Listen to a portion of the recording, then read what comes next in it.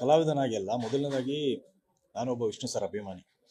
So Vishnu sir ಅಭಿಮಾನಿಯಾಗಿ ಎಲ್ಲ ಕೋಟ್ಯಾಂತರ ಅಭಿಮಾನಿಗಳಿದ್ದಾರೆ. ಅವರೆಲ್ಲರಲ್ಲೂ ನಾನು ಕೇಳ್ಕೊಳ್ಳೋದೇನು ಅಂದರೆ, ಸಮಾಧಿ ಕಟ್ಟೋದು ಸತ್ತವ್ರಿಗೆ, ಸೊ ಅವ್ರಿಗಲ್ಲ. ನಾವು ಸಮಾಧಿ ನೋಡಿದಾಗ ದುಃಖ ಆಗುತ್ತೆ, ಆದರೆ ಅವ್ರ ಸಿನಿಮಾಗಳು ನೋಡಿದಾಗ ಸಂತೋಷ ಆಗುತ್ತೆ. ಸೊ ಹಾಗಾಗಿ ವಿಷ್ಣು ಸರ್ ಯಾವತ್ತೂ ಸತ್ತಿಲ್ಲ. ಅವರು ನಮ್ಮಂಥ ನಿಮ್ಮಂಥ ಕೋಟ್ಯಾಂತರ ಜನ ಅಭಿಮಾನಿಗಳ ಎದೆಯಲ್ಲಿ ಯಾವತ್ತೂ ಜೀವಂತವಾಗಿದ್ದಾರೆ. ಸೊ ಹಾಗಾಗಿ ದಯವಿಟ್ಟು ಸಮಾಧಿ ಬಗ್ಗೆ ತಲೆ ಕೆಡಿಸ್ಕೊಳ್ಬೇಡಿ.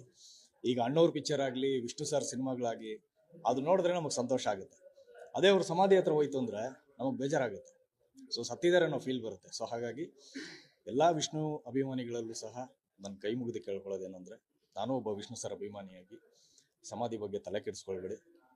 ಅವರು ನಮ್ಮ ಮತ್ತು ನಿಮ್ಮಂತಹ ಕೋಟ್ಯಾಂತರ ಜನ ಅಭಿಮಾನಿಗಳಿದಲ್ಲಿ ಸದಾ ಜೀವಂತವಾಗಿದ್ದಾರೆ. ವಿಷ್ಣು ಸರ್, ನೀವು ಯಾವತ್ತೂ ಜೀವಂತ. Love you.